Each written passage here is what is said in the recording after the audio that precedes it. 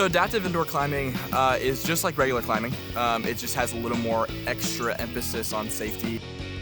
We'll just have a standard climb with a regular belay system, someone to push them up the wall and someone to assist on the side.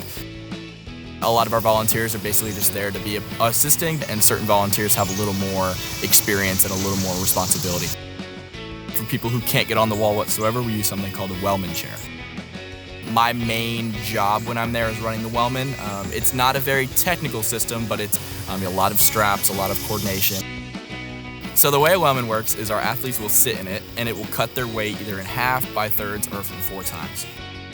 Using something called a repeater, where they're pulling their hands up and pulling their hands down, pulls them up a couple inches. If they're unable to do this motion or to hold on to the grip, a volunteer can sit underneath them in order to pull them up. They're still getting that height and that experience, but they don't have to do any of the work.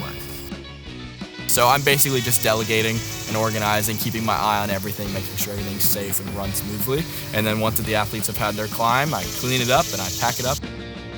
I think the hardest thing was the overall volunteer turnover.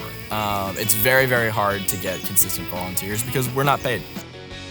The volunteers are great. The ones that come, the consistent ones are amazing. Their value is priceless. But occupational therapy and physical therapy students are so impactful.